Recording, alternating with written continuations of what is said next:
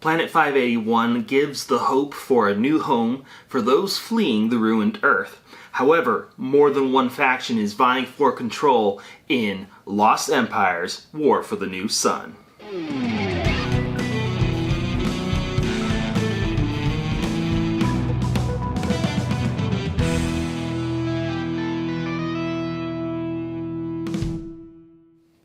Hello and welcome to Tantrum House Studio Awesome. I'm Katie. And I'm Ryan.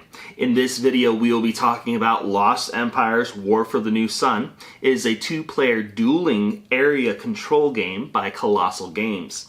In it, two factions will battle for control of locations to earn artifacts to build a worm gate. We have a prototype copy of the game, so let's take a look. Each player takes control of a single faction with asymmetrical abilities. At the beginning of the game, each player builds out their faction's deck, customizing the playing style. Faction cards have a cost to deploy, offensive strength, defensive strength, and a control value. Most cards also have an ability that can either be activated using action points, triggered by when a condition is met, or is a passive ability that is always active. There are also support cards that get played once for an effect and then are discarded. On a player's turn, they have 4 command tokens and 1 supply token. Command tokens can be used to deploy units or to give 2 actions.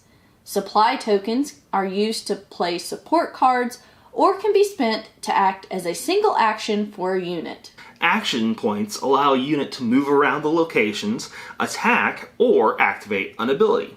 After each player has used up their action points or passed, the round ends and artifacts are awarded based on who has control of each location. Artifacts get traded in for gate tokens, and then 4 gate tokens are needed to win the game. The reason they separate out the artifacts and the gate tokens is because you can only complete 1 gate token every round, and that prevents one person from just completely dominating and constructing multiple gate tokens and just ending the game all at once. It gives the other player a chance to kind of catch up. Yeah, also it keeps a person from withholding all of their units and then just flooding the field with them and just dominating a last round.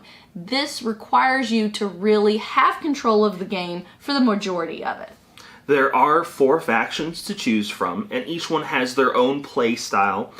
And because of that, you're going to have to, when you pick out those 9 cards to be in your deck, 2 of each, you need to make sure that you are selecting cards that have good synergy and are going to build the engine that helps you dominate the best. Yeah, so there are these 4 different factions, and it being just a player versus player game, you're going to have a lot of variety available. So you're going to only be using 2 of the factions at the time, and within those factions, only a few of the cards. So you can really have a big variety in the way this game is played.